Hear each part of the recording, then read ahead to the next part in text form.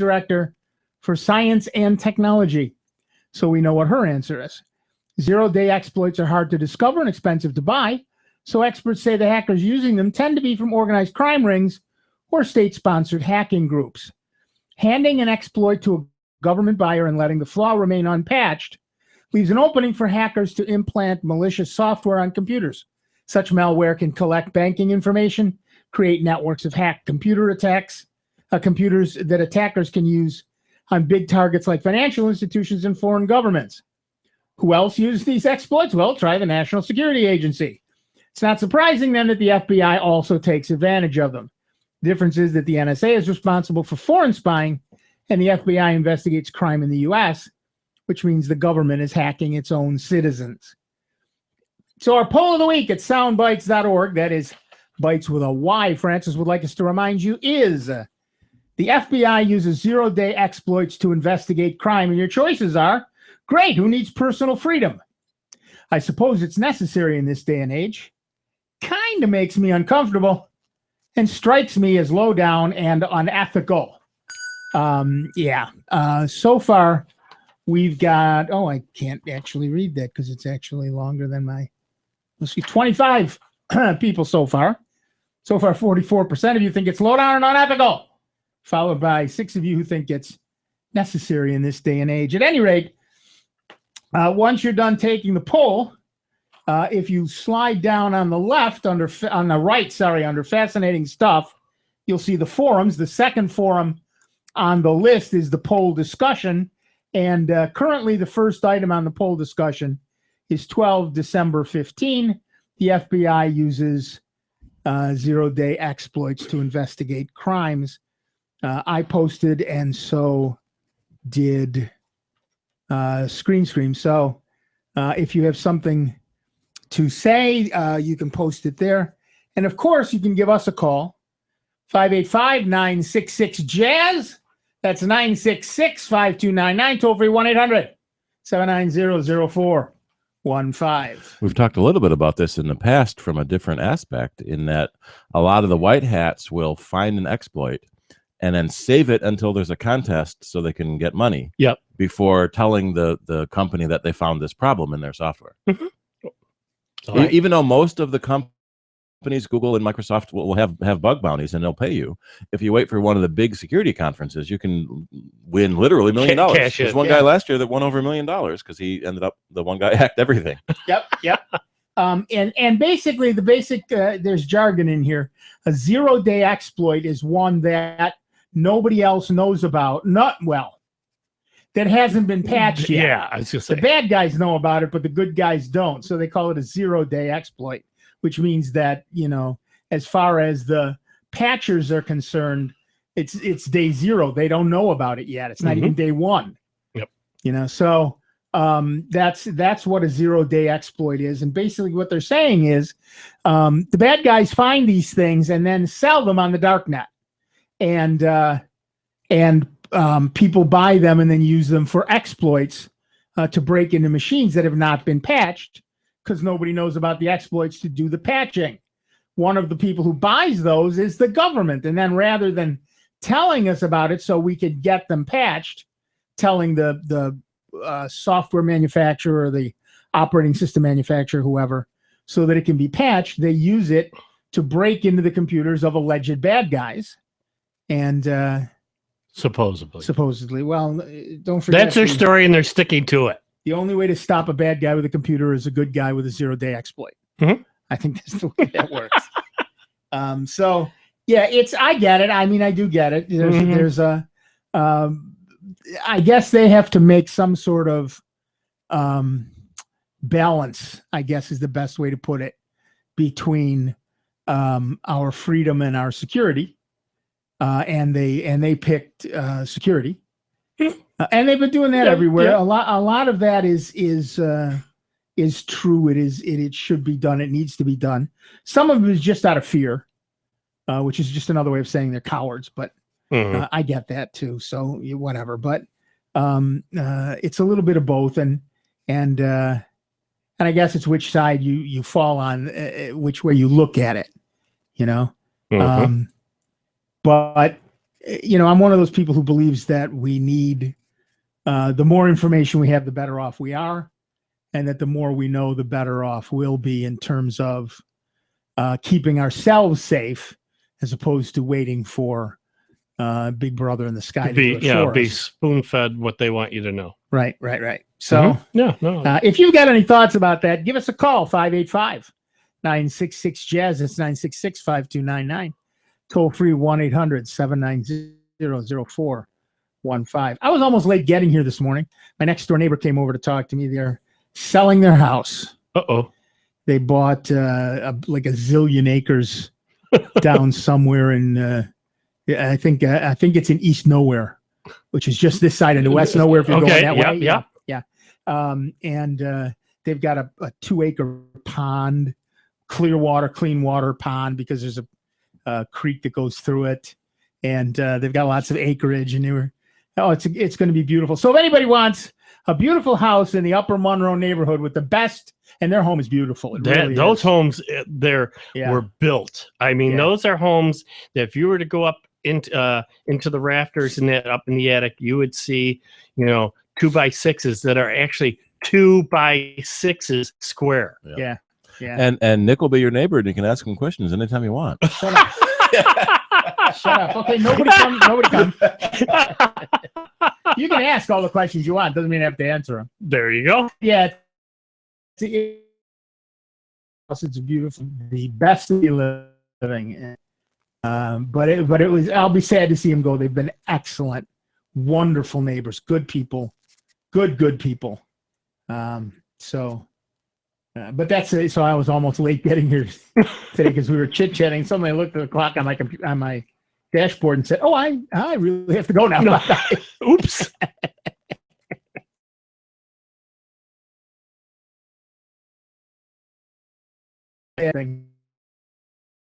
They're out there, and they're all out.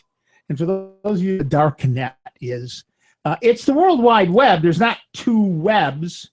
Right. But it's areas, an underground society. It's areas that you can't reach from Google. You can't find them. You have to know about them.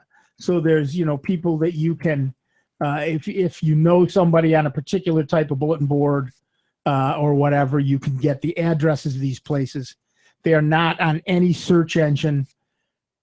They're not easily findable, and these are the places where you can buy these exploits, and then if you want to use them for your own nefarious purposes, or as many people do, for your own research into how to fix those things. And that's where you will also find stuff like that, stolen credit cards and all that other stuff, where you can buy get in on it, and that's where all of a sudden your credit card is charged up the yin yang on out because it got stolen, and they pass it out under the in the underground as a valid number, and people boom. And I've seen literally take say a $3,000 credit card, because the FBI did this, and they put it up there. The first time, it took them, I think, a little over 5 minutes. Yeah. For them to actually get this out. Once they saw that this guy that was posted it was legit, a little bit later he posted another card. This one was worth $4,000. I think that took less than a minute or so to totally be depleted, because they knew it was valid. Boom. And all of a sudden, and again, it was another one of these scams that are coming down from South Africa, and they were buying stuff in that, and they were asking folks, "Oh, we're going to have it shipped to you, and would you mind sending it down? We'll give you a postage and all this other stuff." And never happened. Yeah.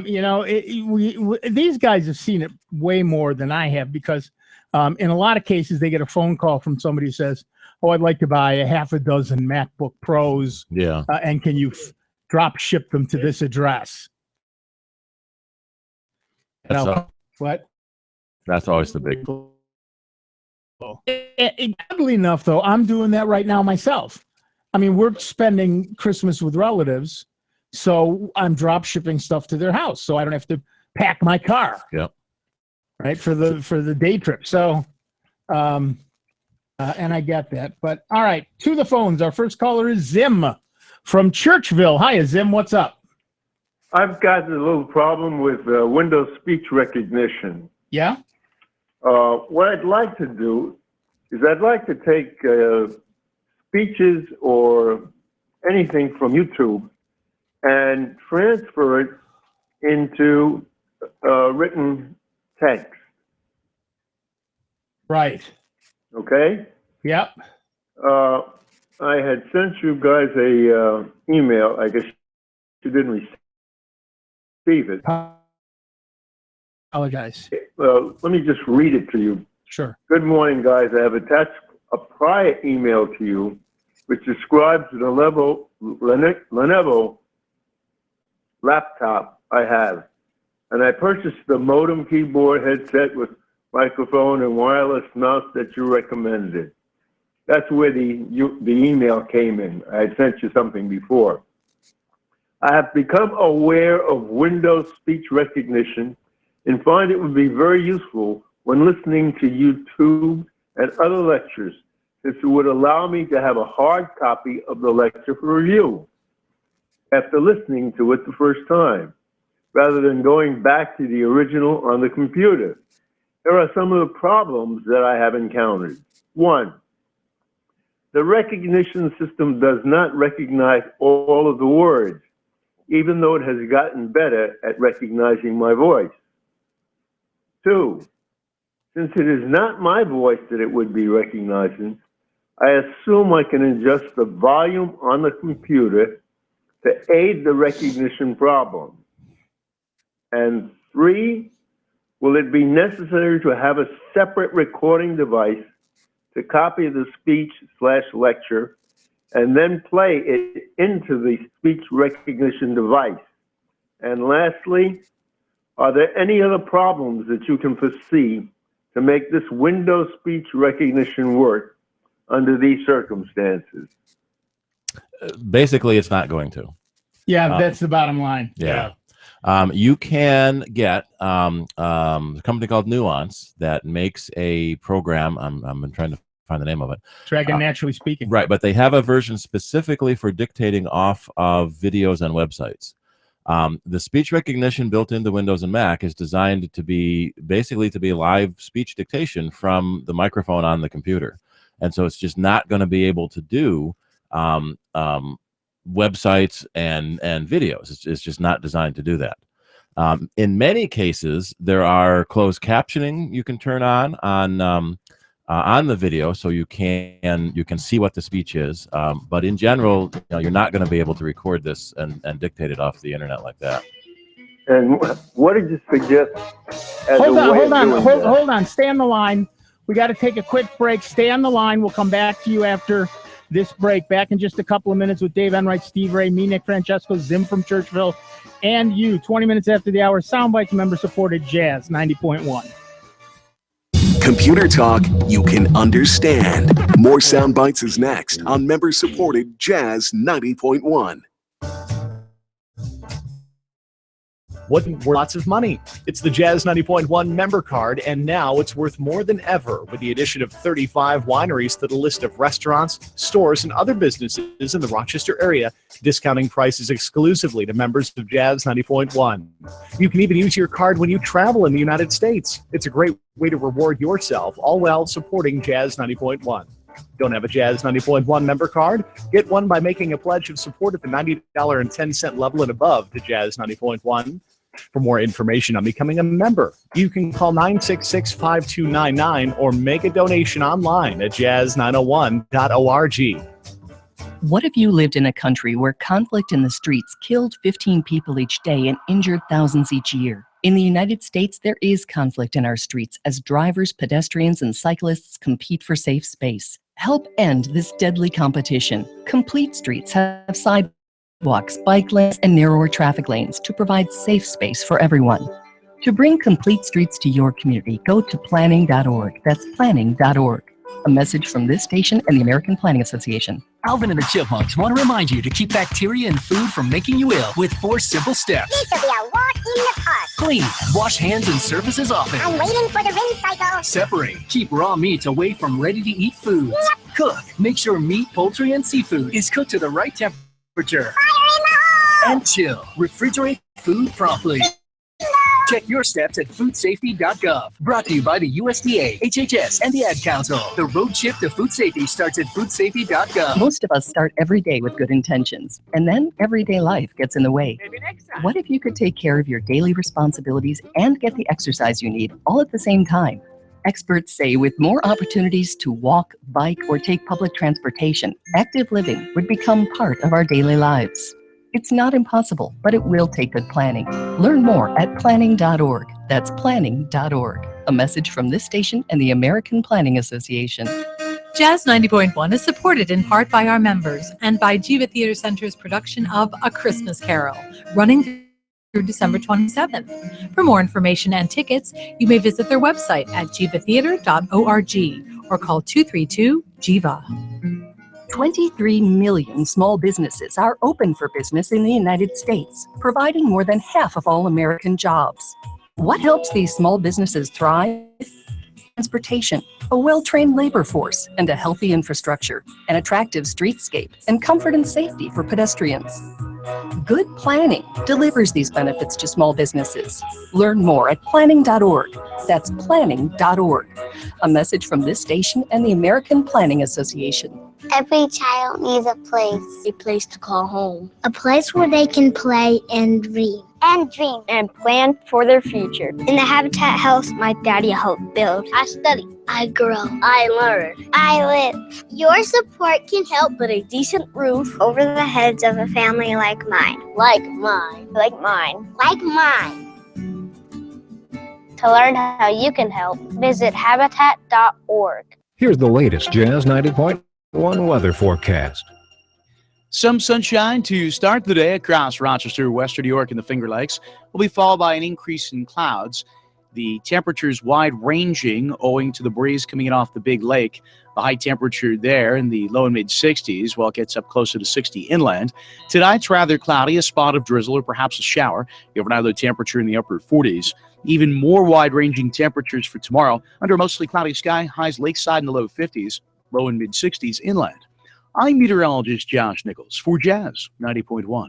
Currently, we've got overcast skies, 45 degrees out at the airport, and 49 here at member-supported Jazz 90.1.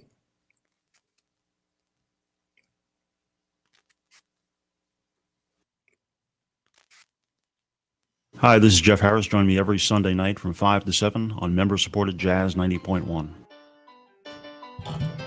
Don't know what that was about. I don't know. Welcome back, everybody. I'm Nick Francesco. I'm Dave Edwright. And I'm Steve Ray. And at 24 minutes after the hour, we still have Zim from Churchville on the line. Welcome back, Zim.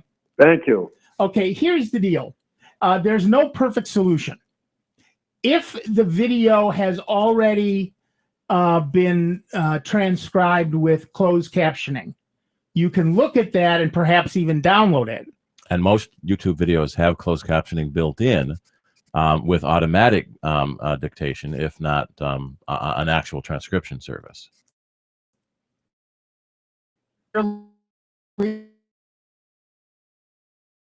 There's also posting do that. It's a little convoluted, but a way to do that with other YouTube videos. The simple reality is that most of that is in the hands of the people who created the video. Google is trying to make their videos friendly for the deaf community, but it is certainly possible to override. Particularly good to begin with. You know, for example, I just slurred the word particularly. So if we were transcribing this, I might say particularly, and you would completely understand that. The transcription software would not. So it's never going to be 100%. But it depends on the speaker. It depends on the circumstances, particularly those times when the three of us are talking over each other. It becomes very hard for the software to manage that. And that's why the best transcription services you get will be from a human sitting with a recorder, and then they can go back and forward to figure out what that word was. But they will be very proud of their service, which and well they should be, and we'll charge accordingly. Now, that means that I'd have to record the speech or lecture and then turn it over to a transcription agency or service to have the hard copy done. Right. But many lecture companies, especially if you're watching stuff on the web, they have already done that, and there'll be a closed captioning option. There'll be another audio channel, second audio channel that might have a different language on it as well. And so most of the larger companies already do that to the video they've already put on the web. Or you can download that video yourself to your local computer, and then you can do the rewind and fast forward to make sure you understood what they were saying. The only problem is I'm using the computer to listen to the lecture and try and download it at the same time.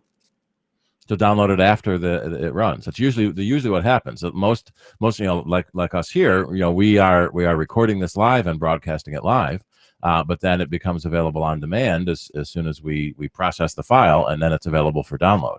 Ah, okay. All right.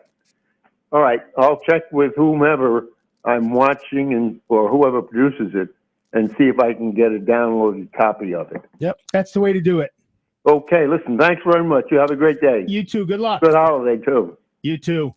I just found an interesting ad for a company called SpeechPad, and they will do human-generated transcriptions for $1 a minute. VLH will also attach to, like I use it on Firefox, to your toolbar. So if I've got a YouTube video or something like that playing, you can usually click on it, and it's like 3 little balls that are spinning when VLH starts. What's VLH? Yeah, and then you can it'll copy it to a file and put it down on your desktop. Okay, so what's VLH?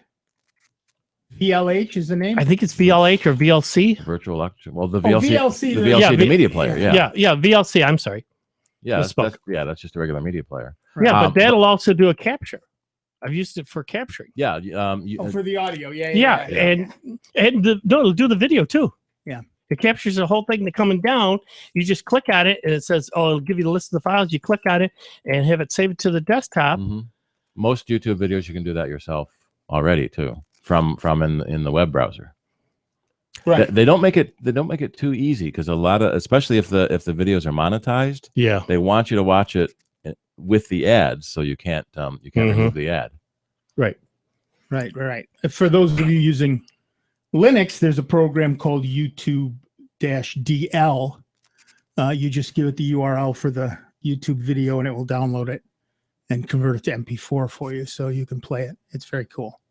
But yeah, there's VLC is a very nice product. I keep forgetting it does that because I use YouTube DL instead. But VLC will do that at videoland.org. A very nice product. If you're not using VLC, it's easy, it's fast, it has codecs for dang near everything on Earth, and it's available for pretty much every platform, including Android, Mac, OS 10, pretty much everything. So you ought to take a look at it. Yeah, I got into it, what was it, a couple of years ago, because I saw a number of YouTube videos for swing dancing. So I grabbed them, and then that way you can, control it and stop it, start it where you want, and it was handy to have. And like I say, since then I've used it for other things that have been great to have, and pass on to other folks too, especially other links in that. Right. YouTube, obviously, let us make this very clear. The folks at YouTube, or as we think of them, Google, would like you to view them online, because some of them come with ads, and that's how they monetize it and make their money. And so they would prefer it if you watch them online. But for example, if you're taking a plane trip or whatever, and you want to have that available to you, then the ability to download it, put it on your phone or your tablet or whatever, is a very nice feature, actually, and then play it through something like VLC so you can actually watch it. It's very cool. Yep. And don't forget, you can give us a call, 585-966-JAZZ. That's 966-5299. Toll free, 1-800-790-0415. Again, I have had And matter of fact, I even had Thursday night, somebody call me at the show wondering about Windows 10. So for you folks that didn't hear it the past couple of weeks. Yeah. All right. Yes. They go, well, they did an update. I go, yeah, that's fine and good. But I says, you know what? I've also had a number of computers in that got through the update halfway, and now they can't uninstall and go back to Windows 7 or the old version of Windows 8 because it's sort of caught in the middle. And like we've been saying, though, hold off. Yes, the thing will nag you from now until next May that, oh, you can get the free update to Windows. Wait. Sit back, enjoy the holidays. Don't get yourself all worked up that you got to get Windows 10 because it'll just add to the frustration. Because especially if it doesn't go in right.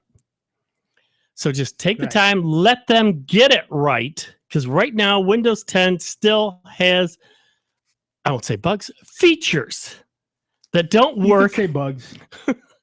Well, I'm trying to be polite. Features that aren't quite working correctly. And it will also give the other manufacturers, because this is the thing we've been telling folks, and I know they're ignoring us, and taking the time and effort to go out and make sure all the software that they're currently using, software packages, is compatible with Windows 10. Right. And again, I had another person come in, got it in, but my software doesn't, this program doesn't work, and I got to have it. And I can't get back to Windows 7. Well. Yeah, I mean, we don't actually, this may come as a shock to many of you, we don't actually run Microsoft. There are days I'm pretty sure nobody runs. But that's a different story. Bill doesn't call us. He does not have us on He's a not hotline. the guy anymore. He does Ballmer's not even the guy anymore. Well, I figured he'd still be leaking, some tips to the guys, hey, listen to the guys on Soundbite. Right. But, Bill gave up on us a while ago. Yeah, he did. The big thing you have to remember is that Windows 10 is a work in progress. Nobody takes the time to beta test anymore. We are the beta testers, and we're in the beta test period right now. And it's taking a while for companies to catch up and make all their software available under Windows 10. Now, some of it will just plain run because it ran it didn't need any special hooplas under 7. And so it runs fine under 10. But there's no guarantee of that, certainly. And you really need to check with the manufacturer of all of your important software packages before you move to 10. Also, you do have until the end of June, this coming June, to upgrade for free. I recommend that you do upgrade for free, but not necessarily yet. Now, the flip side of that is Microsoft has already said they are going to get much, much more aggressive with the notices about upgrading to 10 because they want people on 10. They want them off 7. They want them on 10. They want a single user base for everything they do. They want to be able to throw away all the old software. 10 is the transition to the subscription service, which they also desperately want.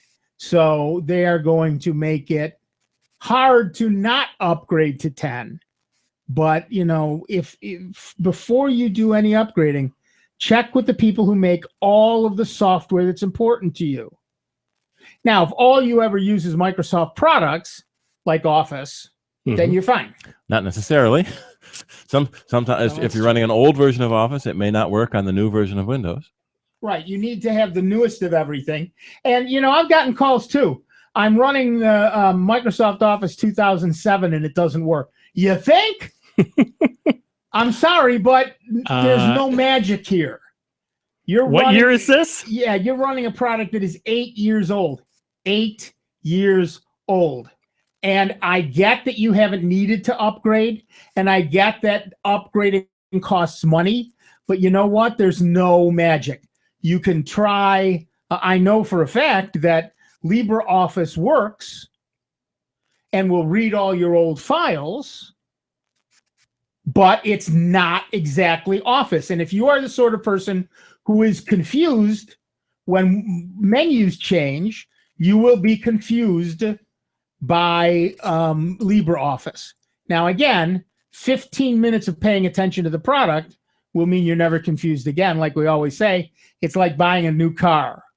You still know how to drive, you just don't know where the radio is.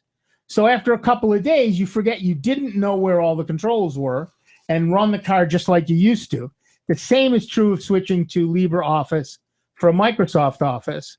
But there are going to be those couple of days of confusion that many people just don't want to have to go through. Well, you know what? Too bad. You have a choice. You can either not run it at all because it's the 2007 version, which doesn't work under Windows 10, or you can pay for the 2015 version, which does work under Windows 10, or you can move to LibreOffice, which is free and does work under Windows 10. Those are your three choices. You have to pick one of those. And Microsoft has done a pretty good deal with the new Office 365 subscription. $99 a year gives you 5 computers, 5 phones, and 5 tablets. There's a student version, I think, which is $69 a year for one student in an accredited school. But the the home and family, you typically mom, dad, and a couple of kids. You might have several machines, or even with one person, you've got your phone, your tablet, and your computer. That's 3 licenses you're supposed to buy. Right. So it can get expensive when you buy the single licenses, which is why it's nice that Microsoft has this Office 365 subscription. If you really want to have the familiarity of Microsoft products. Right. Going to some other program like LibreOffice or Google Docs or Apple's iWork, it all does 99% of the same stuff. It just looks a little different. Right. For most, when we say it does 99% of the same stuff, what we mean is that for 99% of the population, it's all you'll ever need. But I understand that it's a little different and a little unusual, and actually making that transition can take you a couple of days of fumbling around, and people don't want to spend those couple of days.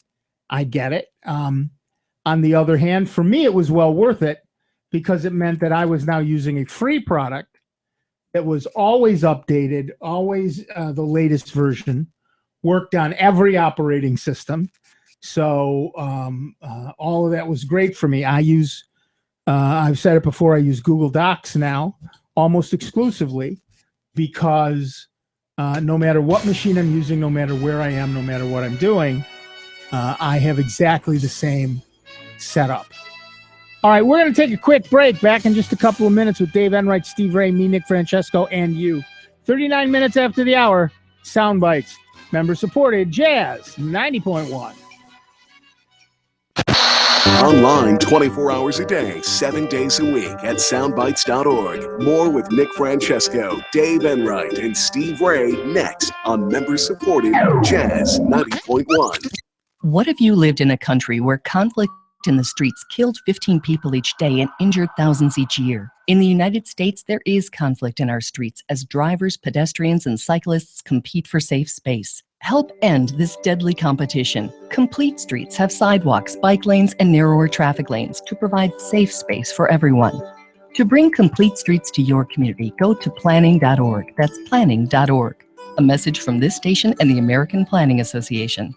Every child needs a place to call home. A place where they can play and dream. And dream. And plan for their future. In the Habitat house my daddy helped build. I study. I grow. I learn. I live. Your support can help put a decent roof over the heads of a family like mine. Like mine. Like mine. Like mine.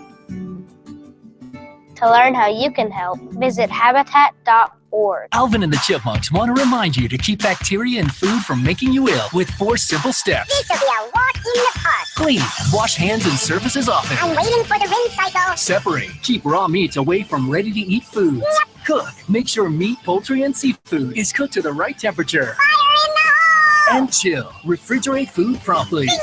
Check your steps at foodsafety.gov. Brought to you by the USDA, HHS, and the Ad Council. The road trip to food safety starts at foodsafety.gov. Want your kids to eat right? Treat them to more fruits and vegetables. They'll have more energy and feel fuller longer. This is registered dietitian nutritionist Melissa Dobbins. When your kids have a snack attack, save the day with a nutritious treat. Peel a banana, dip in yogurt, roll in crushed cereal, and freeze. Or serve a pita stuffed with ricotta cheese, apple slices, and a dash of cinnamon. A registered dietitian nutritionist can help with more ideas. Or check out the recipes at kidseatright.org. 23 million small businesses are open for business in the United States, providing more than half of all American jobs. What helps these small businesses thrive? Good transportation, a well-trained labor force, and a healthy infrastructure, an attractive streetscape, and comfort and safety for pedestrians. Good planning delivers these benefits to small businesses. Learn more at planning.org. That's planning.org. A message from this station and the American Planning Association. There is no better way to test drive a restaurant than to take them up on a dining incentive. Jazz 90.1 has dozens of them for you to try. Test drive a new taste with the Jazz 90.1 Enhanced Member Card for your pledge of $90.10 or more to Jazz 90.1. It's good for the duration of your membership. Get the Enhanced Jazz 90.1 Member Card by calling 966-5299 or online at jazz901.org. Jazz 90.1 weather. Some sunshine to start the day across Rochester, Western New York, and the Finger Lakes will be followed by an increase in clouds. The temperatures wide ranging owing to the breeze coming in off the big lake. The high temperature there in the low and mid 60s, while it gets up closer to 60 inland. Tonight's rather cloudy, a spot of drizzle or perhaps a shower. The overnight low temperature in the upper 40s. Even more wide-ranging temperatures for tomorrow under a mostly cloudy sky, highs lakeside in the low 50s, low and mid 60s inland. I'm meteorologist Josh Nichols for Jazz 90.1. Currently, we've got overcast skies, 48 degrees out at the airport and 49 here at member-supported Jazz 90.1. Hi, this is Sid O'Connor. Join me tomorrow morning from 6 till 8 on member-supported Jazz 90.1. Welcome back, everybody. I'm Nick Francesco. I'm Dave Enright. And I'm Steve Ray. And at 43 minutes after the hour, we are Soundbites. And you can call us at 585-966-JAZZ. That's 966-5299. Toll free, 1-800-790-0415. Apple TV owners waiting for an Apple-branded over-the-top television service will likely be twiddling their thumbs well into 2016, as the company has reportedly tapped the brakes on its internet streaming initiative, according to CBS chief Les Moonves. Moonves dropped the Apple TV tidbit on Tuesday, saying he thinks Apple is putting the program in the back burner. They have conversations on it, and I think they've pressed the hold button, Moonves says. They were looking for a service.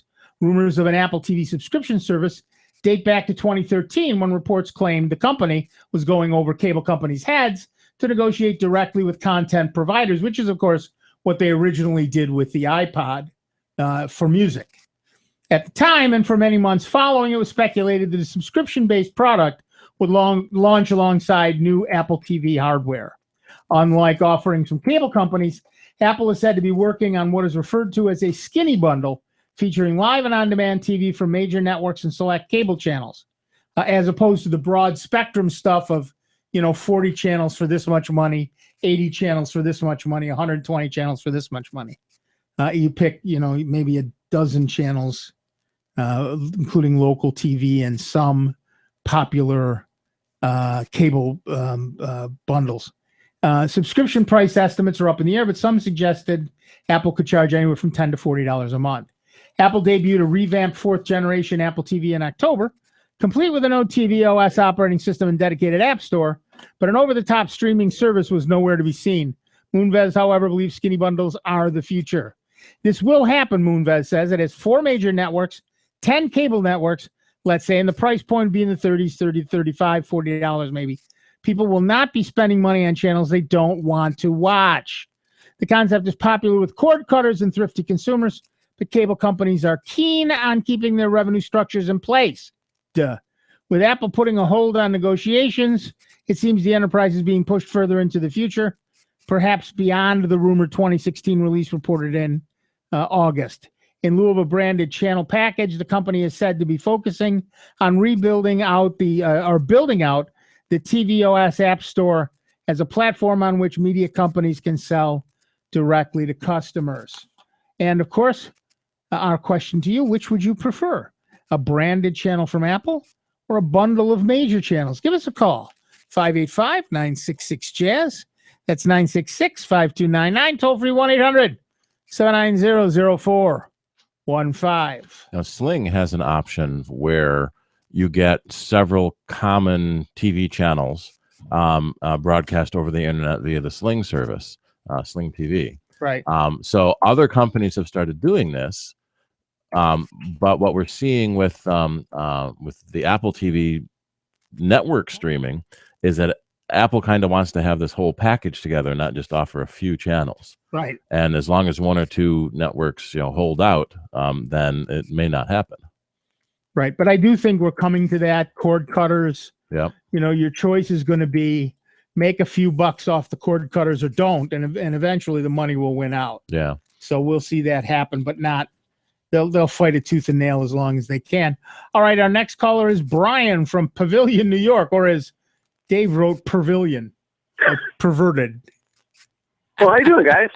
Great. How are you? That's why I was getting frustrated with that stupid pen wouldn't. So I would prefer my channels a la carte. I mean, just let me pick and choose. I know that's not going to happen. That's pie in the sky, but that'd be the best way to go.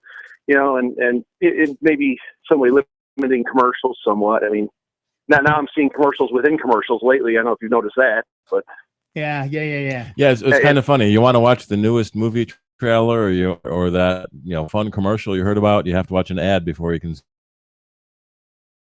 the ad. So look, they're selling diamonds too. I was like, I'm watching this dumbfounded going, really? Right. The Zales diamond commercial inside the Geico commercial. Or my favorite is also watching a promo for a show I'm watching.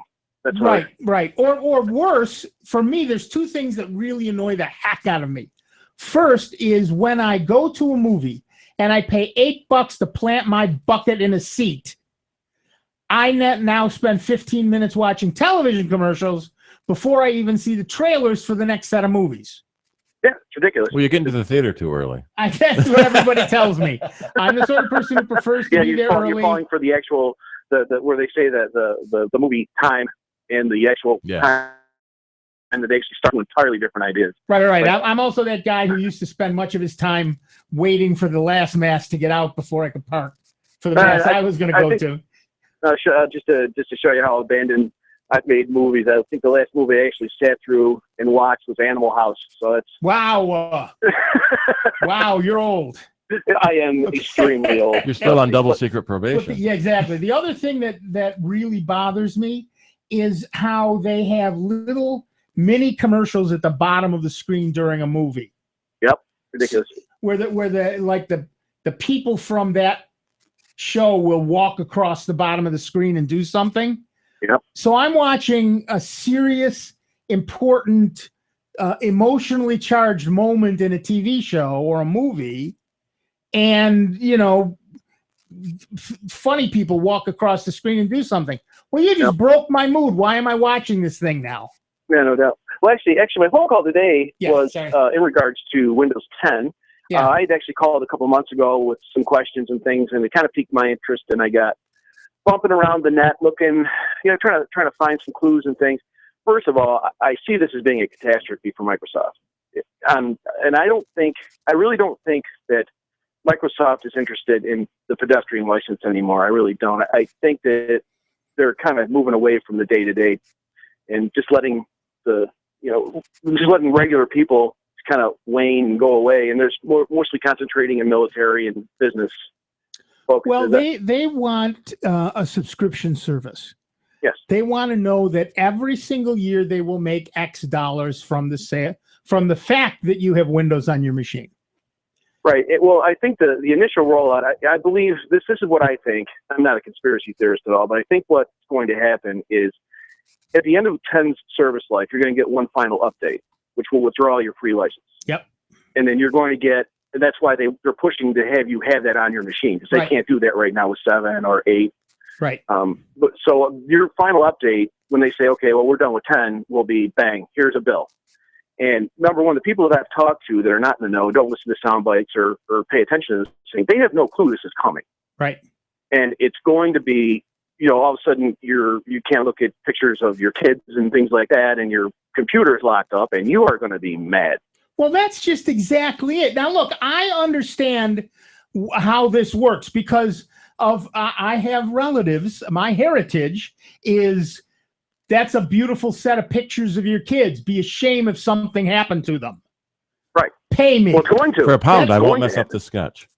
So all of a sudden Windows becomes ransomware. And then, there has to be pushback, from people like my grandmother and my parents and things. They're not, I hesitate to say not sophisticated, but they're more Philistine,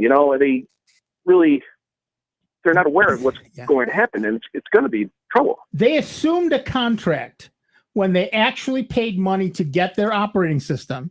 Yeah. They assumed a contract that they would get to keep and use their operating system. Like when you buy a car, you get to keep and use the car until you decide to throw it away. Exactly. But what Microsoft is saying is, that's the way it used to work. It's a perpetual but now license. It's a lease. Now, now it's a subscription line. And now it's time for guys like me who, and with every respect, Steve, I've never drank the apple Kool-Aid. It's not something that appeals to me because I always thought the equipment was expensive, and it was kind of like that hippie thing, which is all right, but it just never really appealed to me. But now I can, if you run the numbers and you look at how it's working, by the time you get done paying for your subscription and your equipment, well, all of a sudden Apple is becoming the cheaper option over the course of 5 to 6 years. Or better yet, and which I am going to do definitely before May of next year, is my desktop is coming unplugged, and I'm plugging into a Chromebook. Right. Yep. I have a Chromebook, which I told you know what? I'll I stick to that. Didn't like And it first. yeah, I'll just stick to that. And you know what?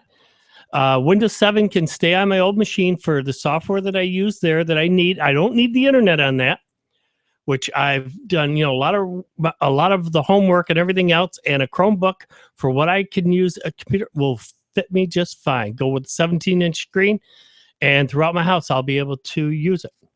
Right, and I'm also curious. Looking at the back of mine too, I'm thinking about people who have made fortunes on the back of Microsoft, like Adobe and these other companies out here that are so used to building and distributing their products using the Microsoft Windows as a base, and now they're like, well, sorry, we are going to pull the plug. A lot of people are going to stop using the product, and that means tough for you too. Well, it's just like any company that has only one supplier or one industry that they sell to. Look at all the companies that disappeared when Kodak went under. Oh, if I had told you, if we had this conversation in 1975, and I would say, well, look, Kodak went out of business, you would say, you're out of your mind. You're nuts. It's the safest thing. It's safe as houses. Just go ahead and be a supplier to Kodak. You'll be around forever. Exactly. And they built half of New York. It's like, oh, well, guess what? They're not there anymore. Right. It's just a brand name. It's just a color and a font now. It's nothing. Right. And so Microsoft thinking that they're impervious to having real problems. It's an unprecedented move, and I see them either pulling back out of this or really suffering terribly from it. Well, they figure most people. It depends. A lot of it depends on how much it costs a year, which they're not telling anybody. And it will have to be tiered. They're going to have to. Of course, you're going to have your charity licenses, like for indigent, and also you'll have your marginal licenses for students and schools, and then students and not-for-profits and things like that will get a different rate. I get that. Right. But so it's actually in the periphery, because it doesn't panic me. But this is going to be amazing to watch. This is probably one of the coolest things I think in the computer era that we've seen so far. Seeing how this works or doesn't work. You're right. This is a perfect opportunity for Apple to step up to the plate. For Google to step up to the plate with their Chromebooks. For the Linux community to step up to the plate. Right, and I've experimented with all of those. I actually have a Chromebook, which I told you guys last time I spoke to you. Of course, you wouldn't remember, but the fact of the matter is the Chromebook is a very good option. And we had some visitors here over the holiday, over Thanksgiving, and one of the kids had a laptop PC, and it belongs to a 14-year-old, so God knows what's happening to this thing. And This thing was just riddled with viruses, and it was just a disaster. And I've cleaned it up for him. We got it fixed. I'm sure it's trashed again. Oh, of course. But his brother has a Chromebook, and he's just plunking away, playing his games, having fun with it, and Yep. So The Chromebook is an amazing really, option. it's a big boy option. Yep. And I really thinking that I personally am abandoning Microsoft. I'm not going to have any of this. I'm not going to 10, and I'm not messing with this at all. I'm ghosting my drives over, like Dave was saying, and it's the stuff I got now is going to have to do for the probably 15, 20 years I have left on the planet. So Well, it fascinates me to realize the number of tech savvy people who are saying at least that they will abandon Microsoft.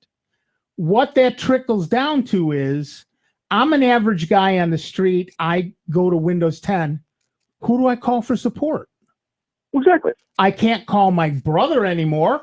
He stopped using Windows 10. You call those fake tech support ads you see on the internet all the time. Exactly. Well, that's the problem, isn't it? So what we're gonna find is that tech savvy people like you are saying, I'm going to a Chromebook, I'm going to Linux, I'm going to a Mac. And now your brother, your cousin, your mother, your sister, who has relied on you for 10 or 20 years for Windows help, they're going to call you and you're going to say, Ma, take a hike. Sorry, I don't go there. What? So it's a fascinating time, and I'm going to be in the bleachers up in the cheap seats, just laughing as this thing pays out, and I don't see it succeeding.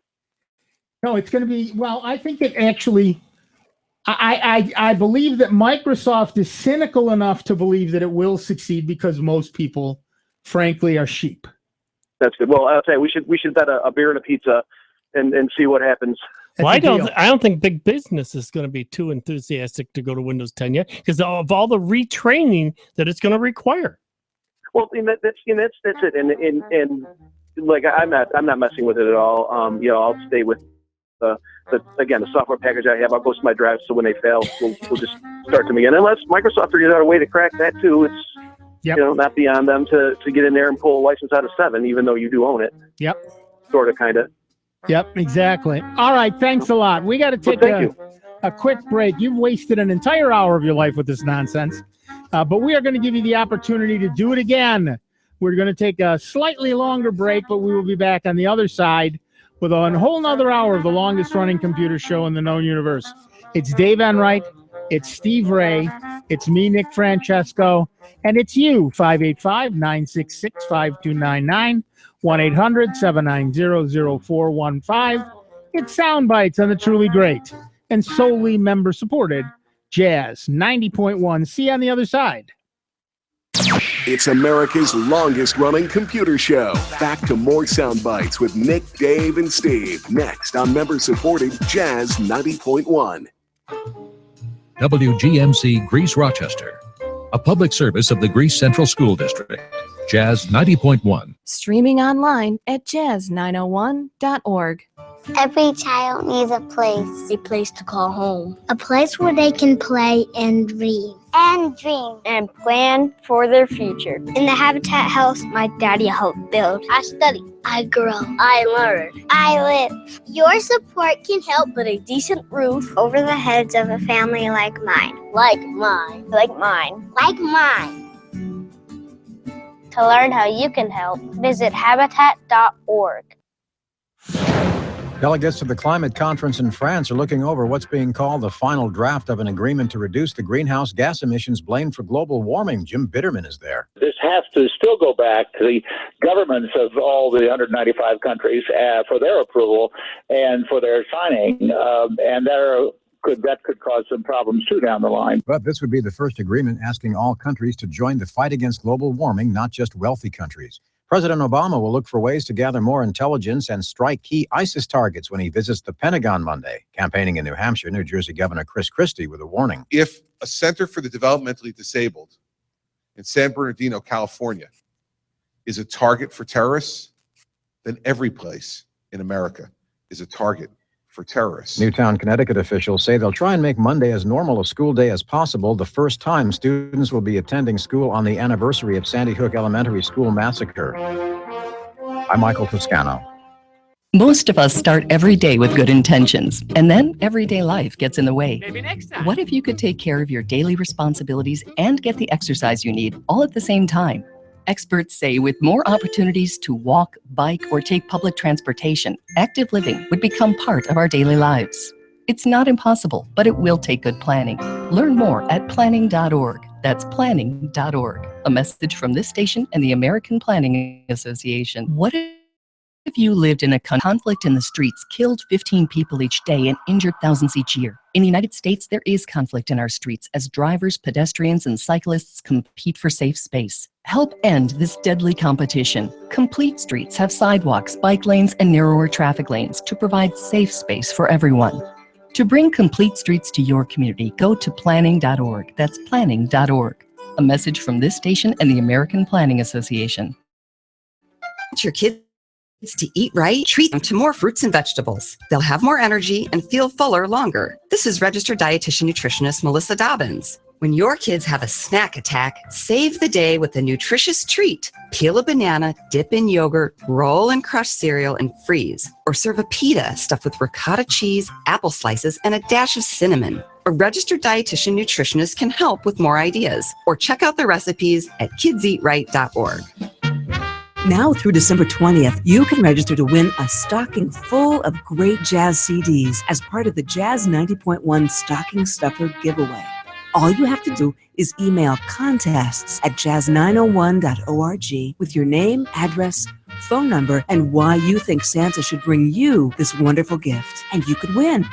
Don't have access to email? Simply send a postcard to Jazz 90.1, 1139 Maiden Lane, Rochester, New York, 14615 with your information, and you'll be entered. The winner will be announced during Rob Linton's Christmas Eve celebration, Thursday, December 24th at 9 p.m. You can only win the Jazz 90.1 Stocking Stuffer giveaway if you've not won any other contest to give away within the past 30 days. Complete contest rules are available by calling 585-966-2660. Happy holidays from Jazz 90.1. Jazz 90.1 is supported in part by our members and by Hedonist Artisan Chocolates and Ice Cream, a local company specializing in handcrafted chocolates and small batch ice cream. Hedonist creates favorites as well as seasonal flavors. This year's holiday treats include almond toffee, almond caramel clusters, salted caramels, candy cane bark, drinking chocolate, and truffles in seasonal flavors, including eggnog and ginger molasses. Hedonist Artisan Chocolates is located at 674 South Avenue in Rochester's South Wedge neighborhood. You can also find them online at www.hedonistchocolates.com. Welcome back to America's longest running computer show, Sound Bytes, on member-supported Jazz 90.1. Get online now. Call 966-JAZZ. That's 966-5299. Toll free 800-790-0415. Or submit your question by email at soundbytes.org. Once again, here's Nick Francesco, Dave Enright, and Steve Ray on member-supported Jazz 90.1. Welcome back, everybody. I'm Nick Francesco. I'm Dave Enright. And I'm Steve Ray. And at 5 minutes after the hour, we are Sound Bytes, hurtling headlong into the second hour. And we have Paul from Brighton, New York on the line. Welcome, Paul. What's up? Hi. I've had a system that uses the PS2 keyboard for a long time. And quite suddenly it stopped working. I pulled it out. I put it on another computer that also uses the PS2, and it worked just fine there. So then I went ahead and used the USB keyboard, and that's working fine on the computer that was having the problem. I want to know, what was the problem with the PS2 in the first place? Why did it suddenly stop working? Whenever I put it back in, into the old computer, it still doesn't work, even after rebooting. Well, it's likely that whatever, it's a couple of things. It could be that the connector came loose, pulling on it or accidentally tugging it or something, killed the connector, the PS2 connector. Or it is possible that the PS2 driver is dead, but that's unlikely, as that's actually built into the operating system. So it's likely to be a mechanical, actual physical hardware failure, probably with one of the chips on the PS2 keyboard, particularly if you got hit by lightning or any of that sort of thing, or zapped the keyboard. Keyboards are so cheap nowadays. Well, that's what I thought might have happened. It just seemed like such an unusual thing to happen. No, it's not as unusual as you think it is, Paul. Really. Not at all. Really? No, not at all. No, sadly, it's not. Just like mice dying. Yep. Yeah, in particular, in the winter, people shuffling across a floor and they touch that keyboard or that mouse and they get a little shock. Well, it's not a big shock to you, but it's an awful big shock to the electronics in that device. Yeah. Sometimes it kills the keyboard itself.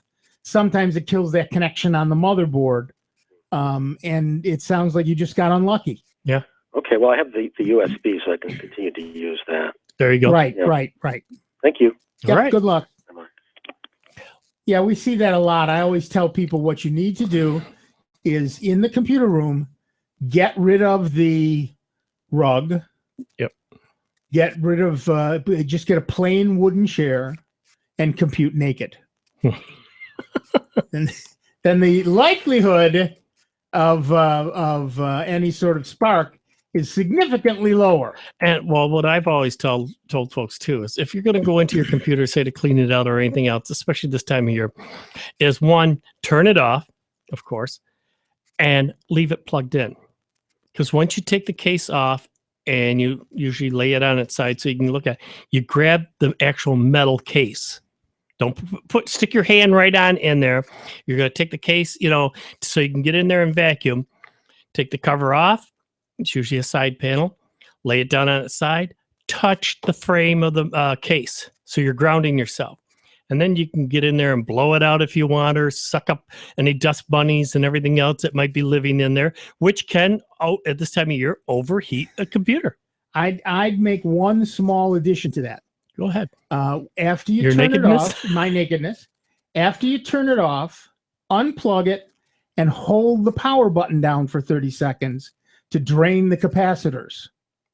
Then plug it back in. That way you're absolutely certain there's no charge anywhere in that power supply. That's the only addition I would make to what you're saying. Those capacitors, they store a ton of power Yeah, for but- quite a while. Yep. That was true. If you're going into the power supply, yes. But Well, just to be secure. No, yeah, it does hurt, but then plug it back in. Yes, I'm saying You want yes. it grounded. Yeah, you got to have plug it. back The in. key thing, folks, is to ground it. Even if you have a grounding strap, that's even better. Yeah.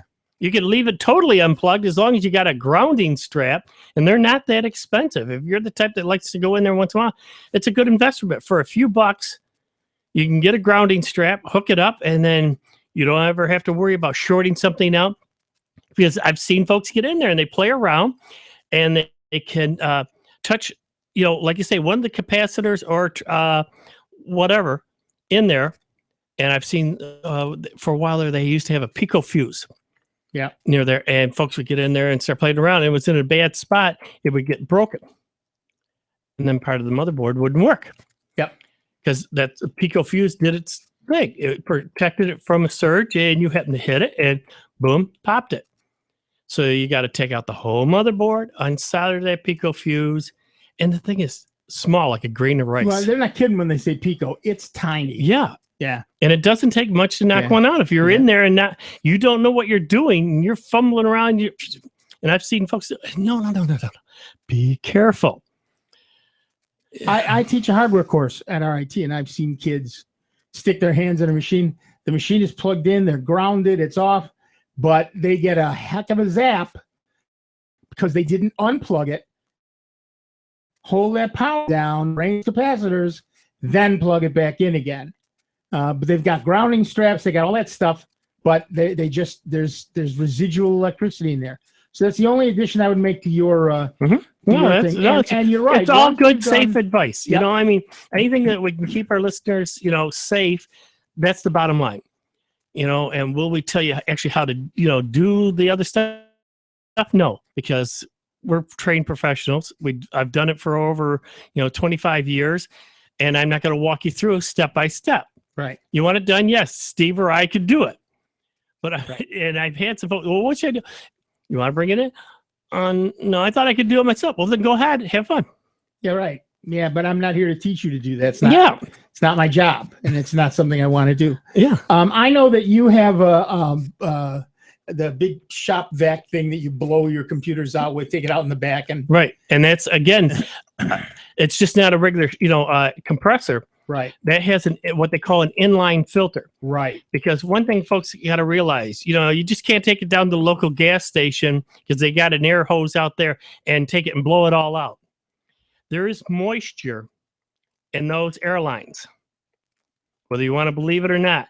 And I can prove it. I have on my shop, I have this special air hose, which has this huge air filter on it, which moisture in the pulls all the moisture out of it before it even hits a computer. Because if you're spraying it, you're spitting out, and it's a fine mist. And that just builds up static charge. That was my point in bringing it up. Yeah, you can build up a static charge. They sell those bottles of be careful of those compressed air dusters. Yeah, because they can build up moisture too. Yep. Boyle's law of expansion of gases. When the compressed air decompresses, it will condense the water around it. Yep. And so you get a little water vapor coming out of there too. Yep. And people don't realize that, and they blow out the inside and they think, oh, that was great. If you can see the air coming out of it, you're not seeing the air, you're seeing the water. Yeah, exactly right. That's exactly right. I've seen people do that. They blow air on it, and suddenly there's a film, like a dew, on the thing. And I always say to them, you really need to wipe that up and then let it evaporate for a couple of hours before you start playing with that piece of electronics. What's really freaky is some of the electronic cleaner products we do. It is liquid, and you spray it on your computer equipment, and it's always that. Really, I'm supposed to do this. Yeah, right. But that's a non-conductive fluid. It's supposed to clean, and it evaporates really fast. Yeah. Bringing up the canned air just brought back. It was maybe a couple of weeks ago. I had a computer come into the shop. And the guy said he was cleaning it out, and now the thing won't work. Yep. Okay, I'll take a look at it. And sure enough, I got it on the bench and tried to play. No post boots at all. Wow. Nothing. Wow. Not a thing. It's an old IBM case. Oh, nice. Old IBM case. So I call him up and I says, I'm not getting any post boot. Well, that's a brand new motherboard. I go, yeah. What was going on? Well, I cleaned it, and then I noticed after the sound card came loose. Well, it was on, and I pushed it back in. And did you hear the crackling shorting sound? Yeah. Or smell burning He electronics? goes, but it's a new motherboard. I go, yeah, it was. Now it's new nothing. Yeah. And it's we get so many people that have spilled onto their computer, and in that moment of panic, the first thing you do is turn it on to make sure it still works. Yep. Which is the worst thing to you can do. Yeah. Don't put power and fluid in the same location. Yeah. We see people do it all the time. How many times have you turned a laptop over and liquid comes out, or a fine dust comes out? Fine dust? How about lunch? That's why I. That's why I have my rubber keyboard guard. Sure. You take this off and wash it, and you don't realize how disgusting your fingers are. I've had some keyboards that looks like they, ate 6 Happy Meals over it. We've seen people that have rubbed the letters off their keys. Oh. Yes.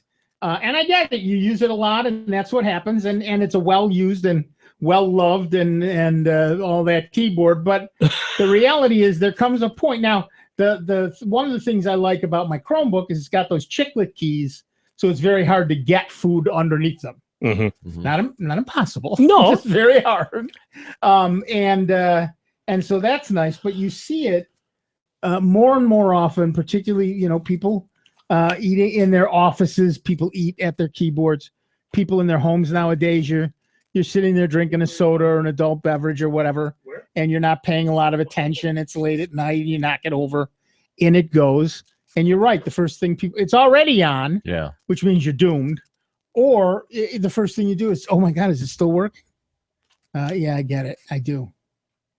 All right, let's go back to the phones. Our next caller is Stephen from Walworth, New York. Welcome, Stephen. What's up? Yes, good afternoon, gentlemen.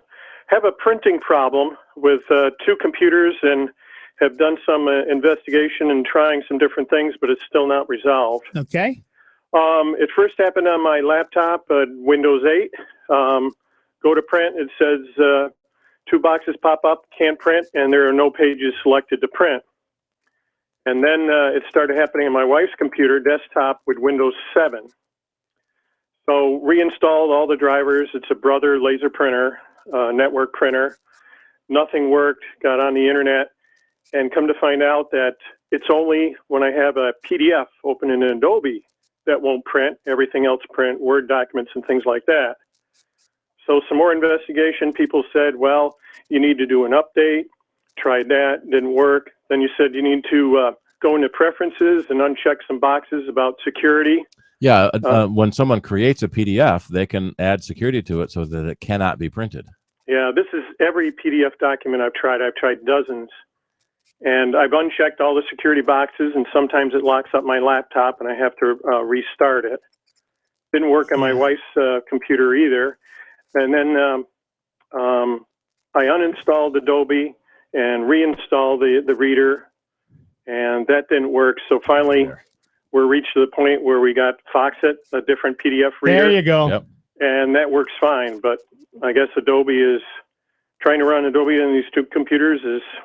Look, Adobe, their day is done. I'm sorry. Every product they have is crap. I hate to be the one to say that, but they don't work, or they're behind in security, or there's a brand new exploit every 42 seconds. I'm tired of them. If you want to did you hear they're discontinuing Flash? Yeah, they're changing the name. By changing the name to Exactly. ProAnimate. Yeah. Yeah. It's just like Microsoft has stopped selling Internet Explorer. They changed the name to Edge. Yeah. Right. So you're right. Foxit Reader. Steve and I had both jumped on the Foxit website to tell you about it. The Foxit Reader is a secure PDF reader. Millions and millions, hundreds of millions of people are using it. It actually lets you not just view them, but create them, annotate them, and print them. And it's a great product. It's well supported. And it's it's printing free. now, PDFs, and it seems to be pretty fast. Adobe seems to have slowed down. I've got this Adobe Reader DC now, and it seems bloated. It's got all these extra features, and it just takes a long time to start, and it takes a long time to open up documents. So I guess I should be happy without Adobe and just continue using Foxit then, right? Yep. Absolutely use Foxit. It's a great product. It also, by the way, lets you print, create PDFs for Microsoft Office, which Adobe didn't used to do. Without paying for the $600 Acrobat Pro. Right, without paying for anything. It has annotation tools. You can sign PDF documents. It works on Windows and OS 10 and Linux. And Citrix, by the way, for those of you still using Citrix.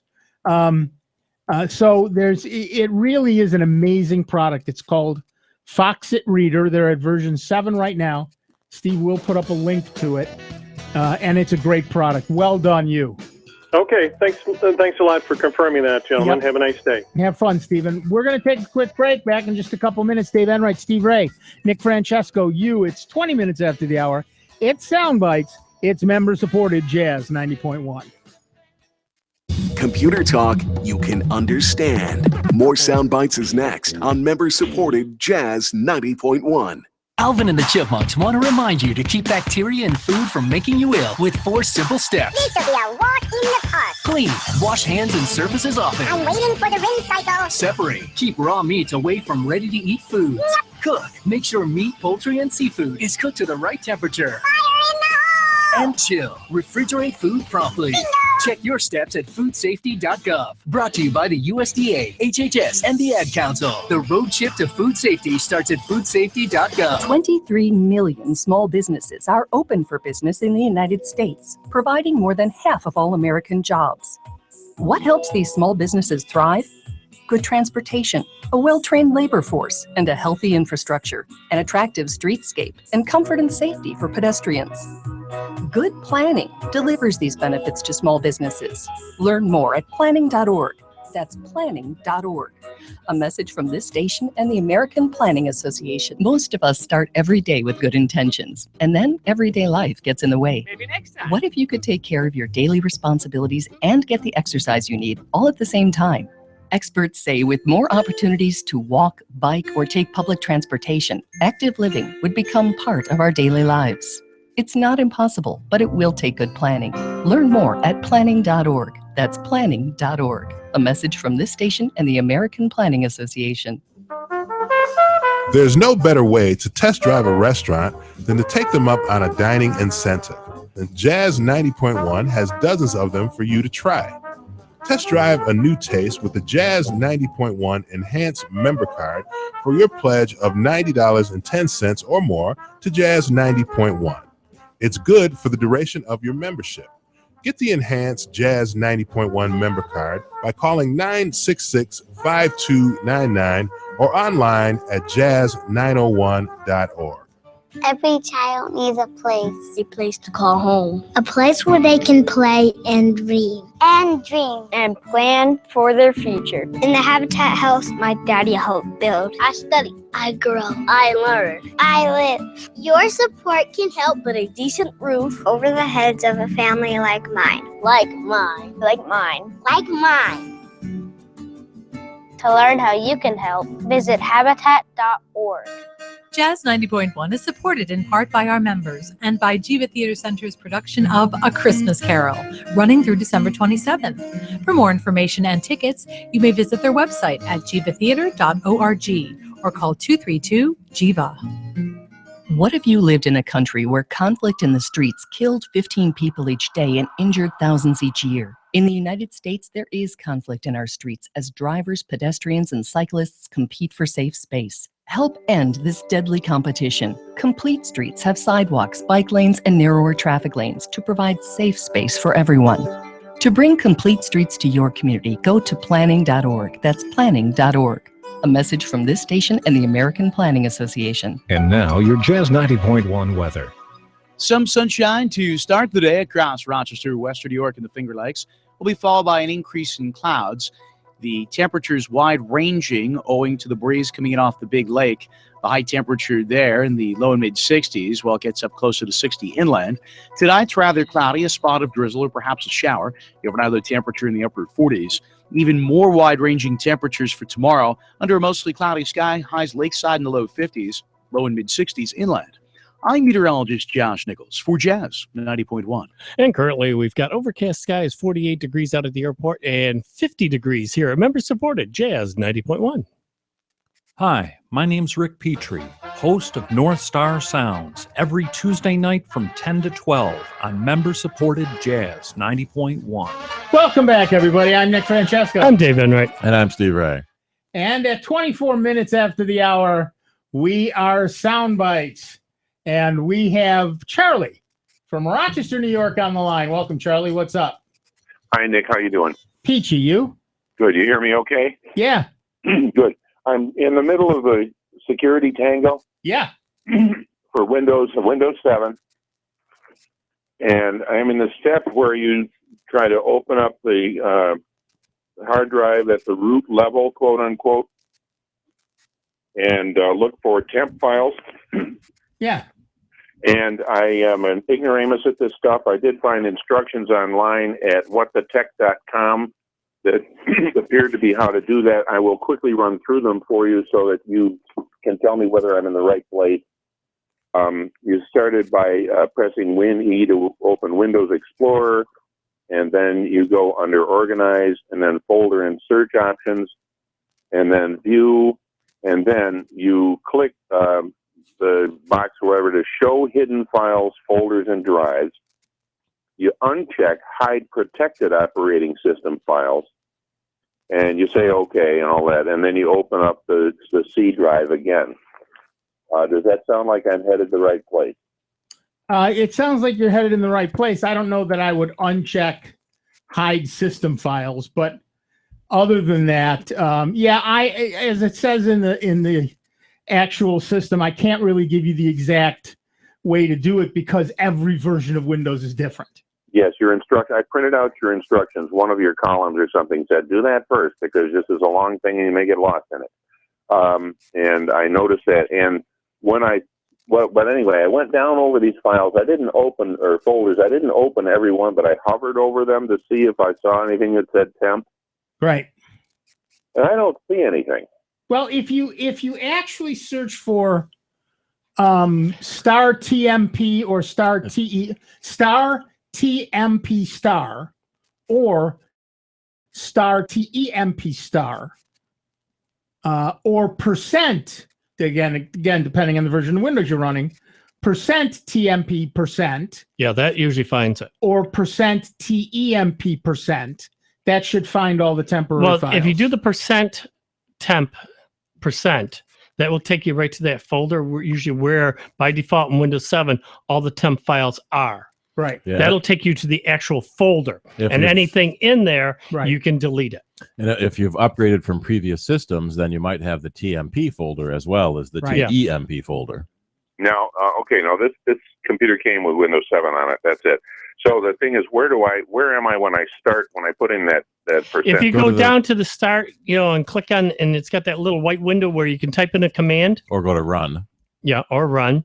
Yeah. But usually in that little white window there on the left-hand corner, you can type in percent temp percent. Yeah. And hit enter, and it'll open up a window, and if it'll open it up to a temporary folder, and in that temporary folder, if there's anything in there, you can safely delete that. Okay, so I don't actually need to do this root of the hard drive thing that I did. No, you don't really need to, and certainly showing system files is a bad idea. For most people. The problem there is that the direct path in Windows 7 is C, so that's your root, and then you have to go to users, and then your username. Then you have to go to the app data folder, and that is the hidden system file that you can't see unless you turn on hidden system files. Right.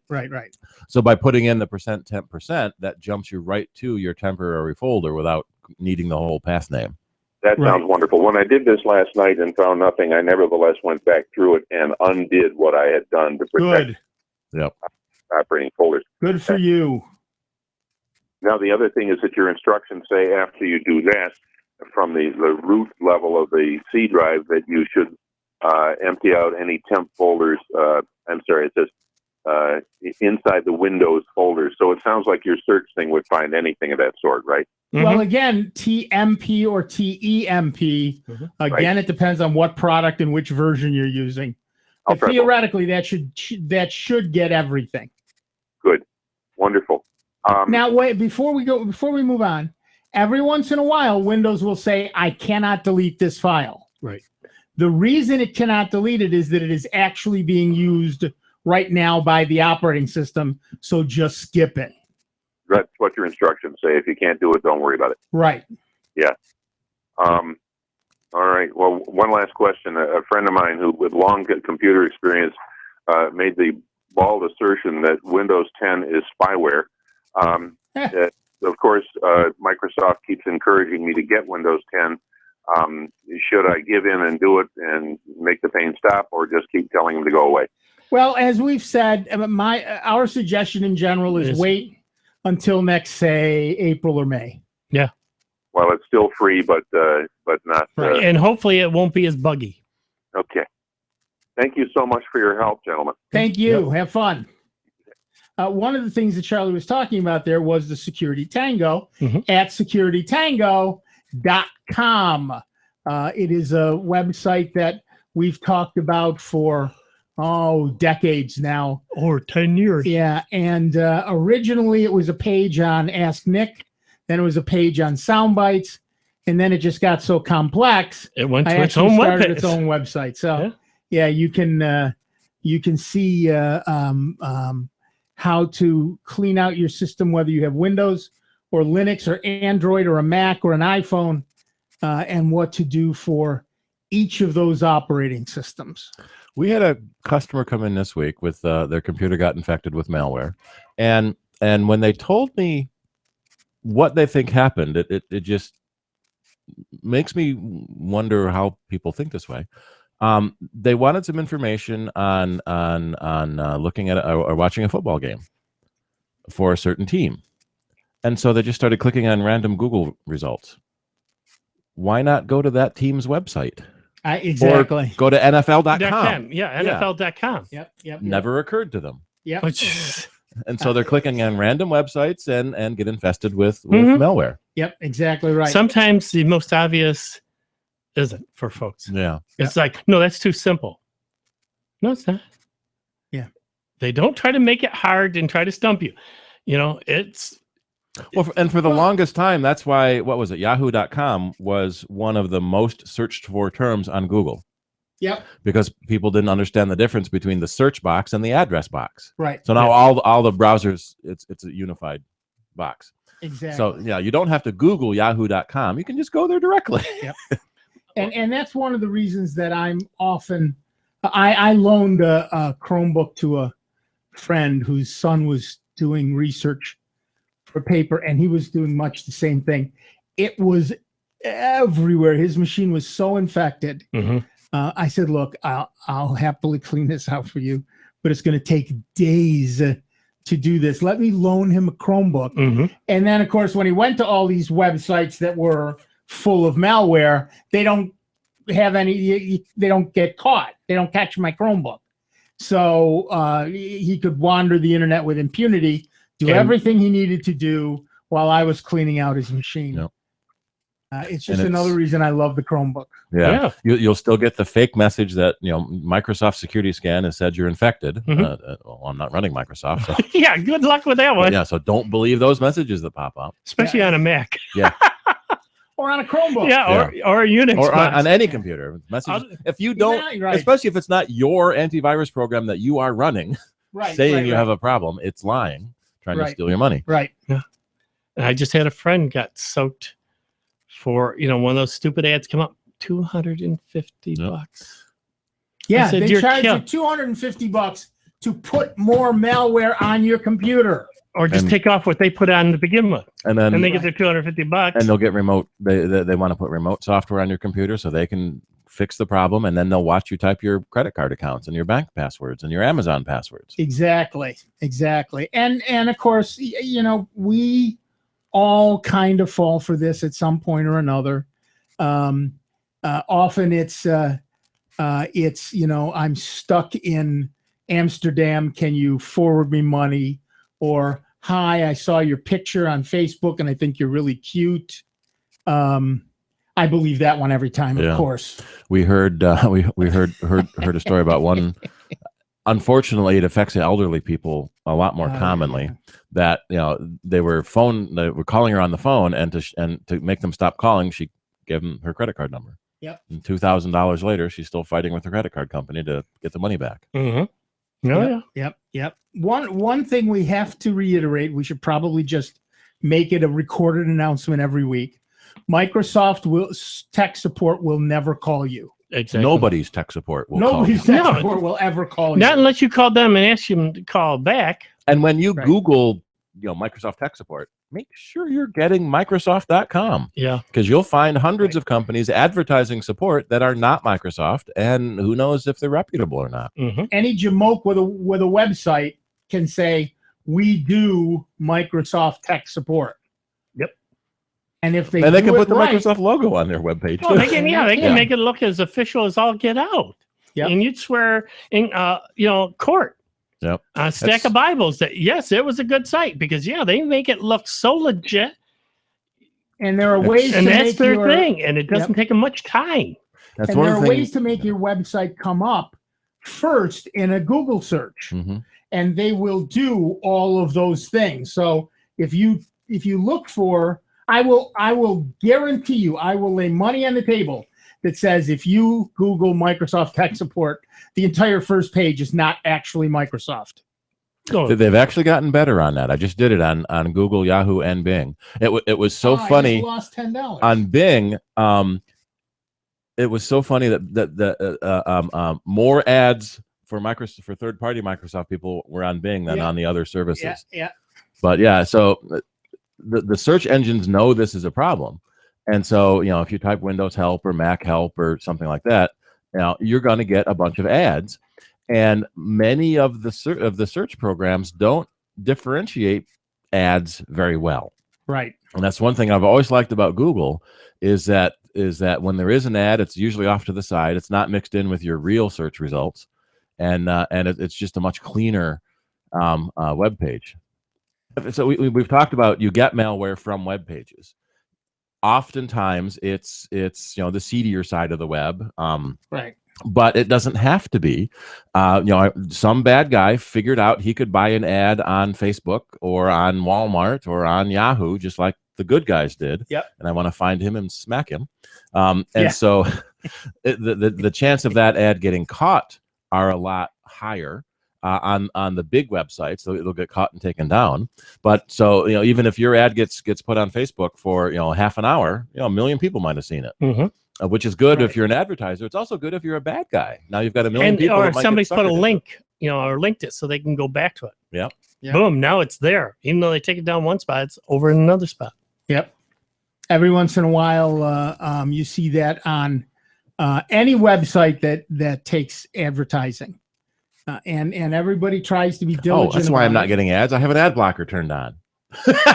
That's why I'm not seeing any ads on the websites for when I do my fake searches. And that leads us to another point. Ad blockers are good things in general for people like me who try to make a few bucks in our retirement by putting ads on the websites we run, like Soundbytes and the Security Tango and stuff. It's bad. So we always ask people to turn off the ad blockers for our sites. Mm-hmm. Just because that, there we go. It doesn't really ad. Yeah, there you go. Off the bottom of the page. Right.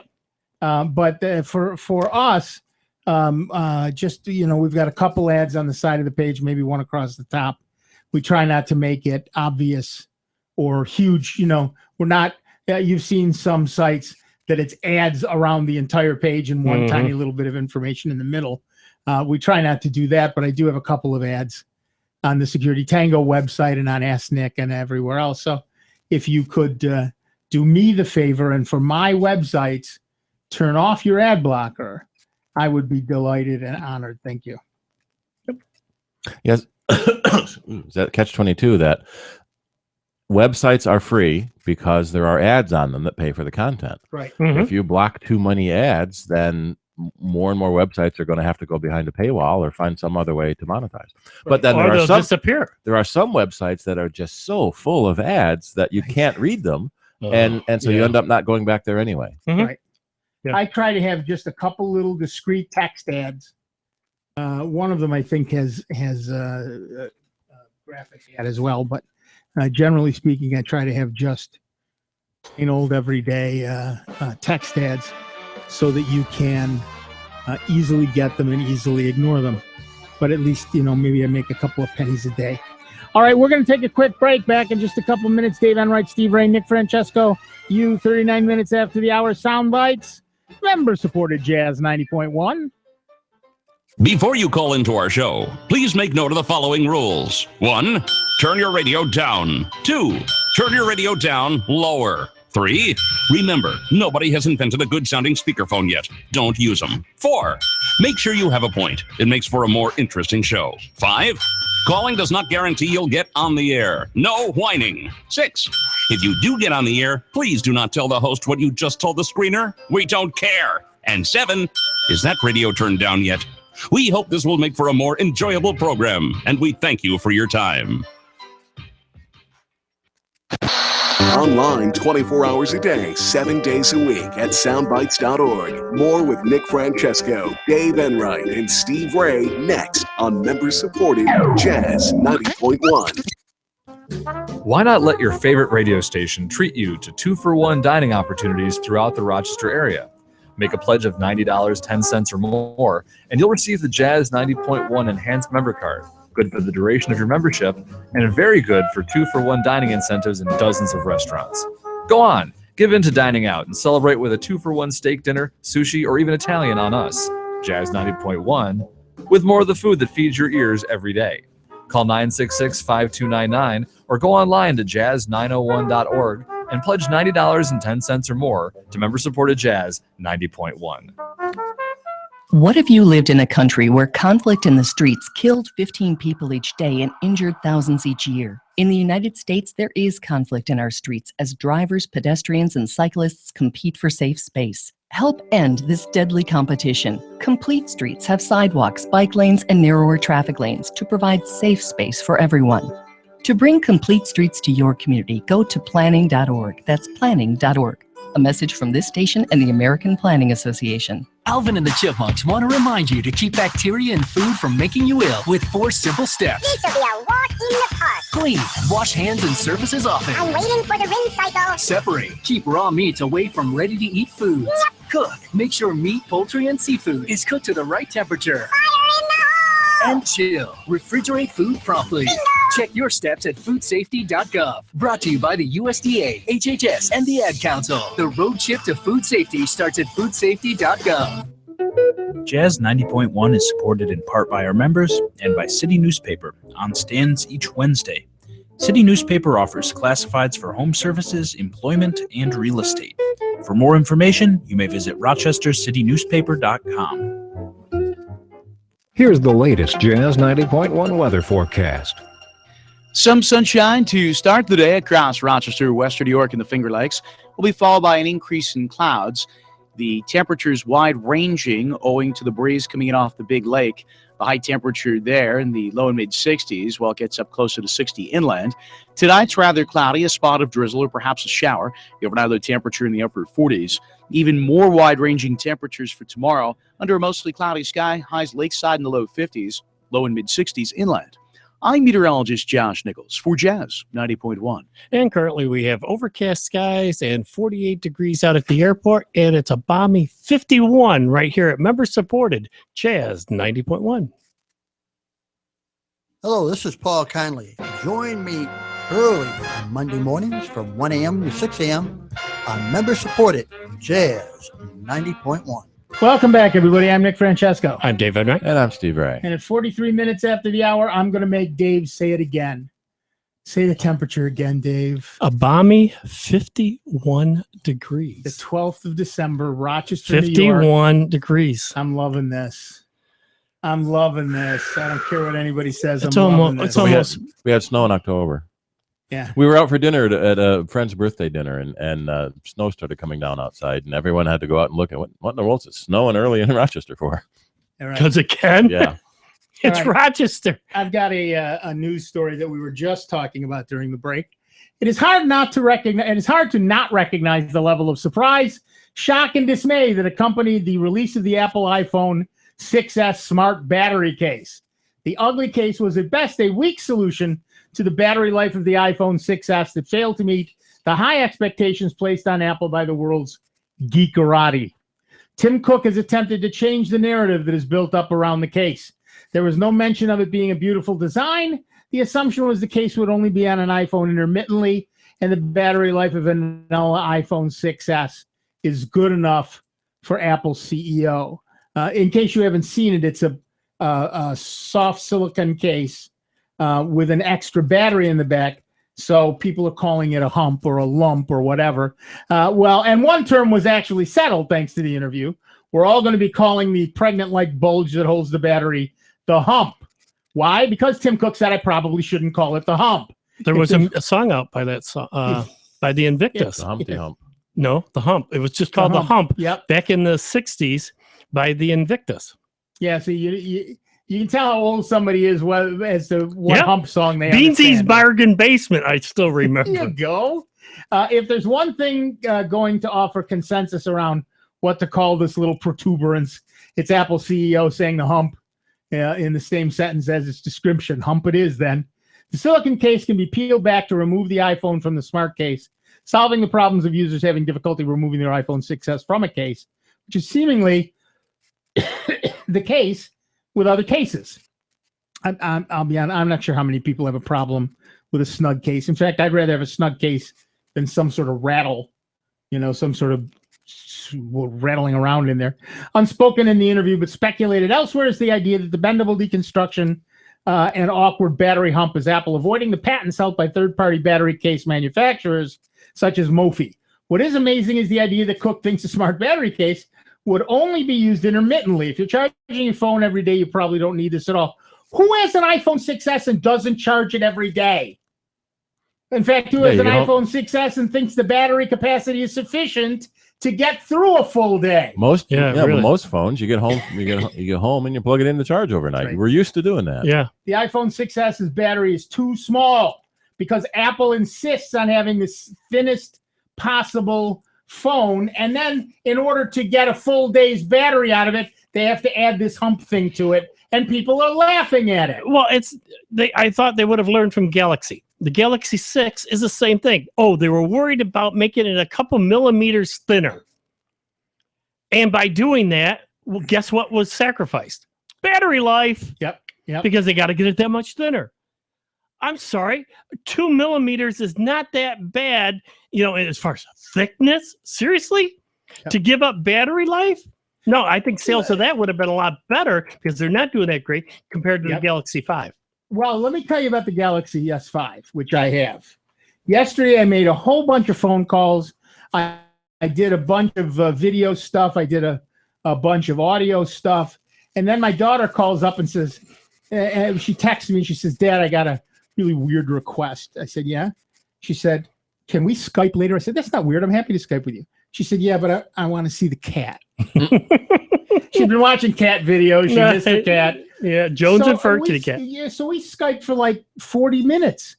We chatted during that, but I had the cat in my lap, and we chatted back and forth, and she was mostly was showing her the cat. The cat actually likes to sleep with her head up under my beard. So she was on my chest, and I was showing her the cat. But at any rate, by the end of the day, all of that, including 40 minutes of Skype, I still had 65% of my battery left. Yeah.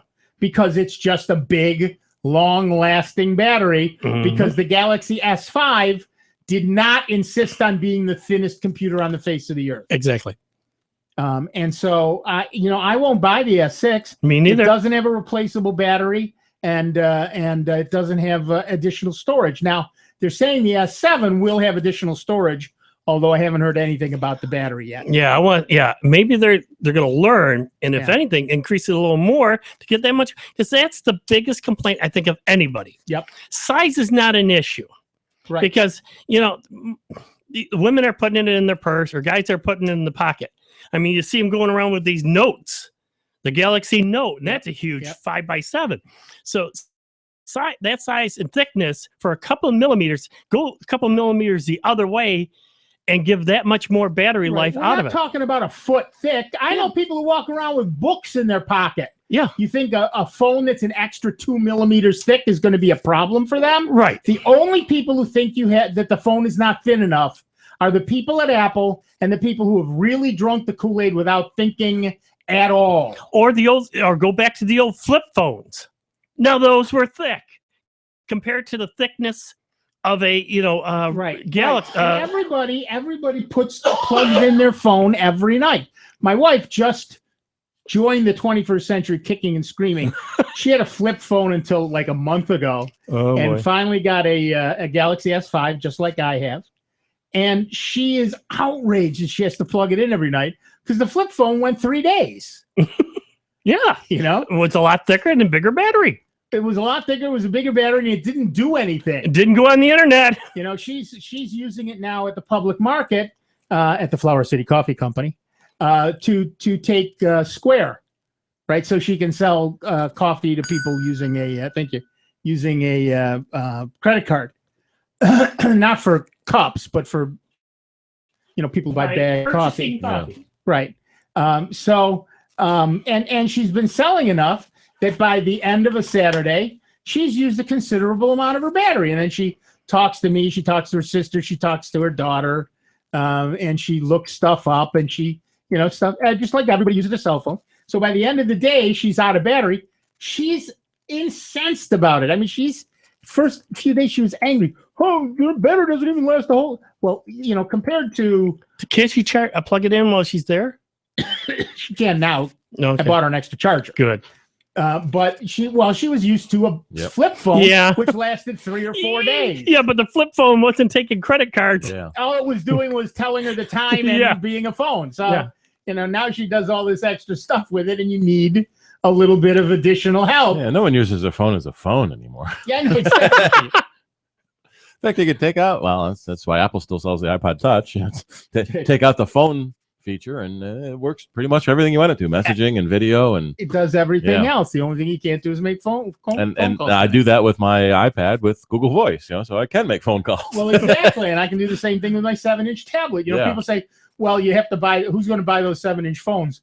I actually have one. Yeah. Google Voice lets me do all of that and everything else, and if I really want to, I can make a call on that. I can Skype with my daughter, like I said. I can do all of that stuff from there. And, of course, that's a much bigger tablet, so it has an even bigger battery. So I still can do all of those things and have more than half a battery full of charge by the end of the day. And I would be, honestly, I would be very upset if I had to buy a new iPhone and the battery was so thin that I now had to stop and recharge it in the middle of the day. That's just not good customer service. And I would much rather, and they don't even give you an option. That's the thing that makes me angry.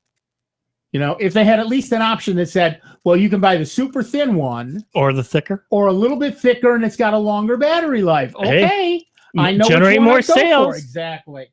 Exactly. And so I do not understand this pathological insistence on the thinnest possible phone. I get it. We all want that phone that's on a flexible LCD screen and it folds up and fits in your pocket. When you open it up, it's transparent. You can see through it and there's actually nothing there. Until we have those, give me battery life. Exactly. I do not get it. That has always been the big thing for folks for what? Over a decade. Battery life, and that's what for the longest time they were so happy to get it up that you could go most of the day and not have to swap out, have another battery sitting at your desk or whatever that you had to change it out midday because that was the norm because of the phone. I took a poll in my classes at RIT, and I talked to my students. I said, "Who owns a smart watch?" And in all the classes, maybe 20 people raised their hands. I said, "How many of you still wear them?" 2 guys. 2 guys. Everybody else has put them in a drawer. And I said, "Why?" And almost invariably, the answer was because the battery only lasts a few hours. Well, okay. What good is that? The new generation of LG and the new generation of the what's the other one? Motorola will last you a day and a half, maybe 2 days under quote normal use. Okay. But yeah, so you're going to have to recharge it. There's a new phone out called Blocks. I think it's the Block, not phone, smartwatch. Blocks, BLOX smartwatch. Yeah, it's on Kickstarter right now. And what it basically is you get a watch and then you can add modules to the band around it. And those modules could be a camera, a microphone, or a battery. Isn't Google doing that with the phone? They're doing that with the Era phone, but this is a watch. And so if you want, you could make a strap out of entirely batteries and it'll last days. All right, that music tells me that we have wasted 2 entire hours of our life, essentially, in the terms of the show, an entire week, listening to this nonsense. And so you're done. You're free for a week. Go, be free, fly free. But come back next week. We'll have a whole lot more of Dave Enright, Steve Ray, me, Nick Francesco, and you. You've been listening to Sound Bites. Don't go away, of course. George is coming in to play the best German music you'll hear all week. Michael is here to keep him on the straight and narrow. And we'll be back next week with a whole lot more of the longest-running computer show in the known universe. It's Sound Bites right here on the truly great and solely member-supported Jazz 90.1. See you in 166 hours. Here are the Jazz 90.1 Club Calendar highlights for Saturday, December 12th. Fred Costello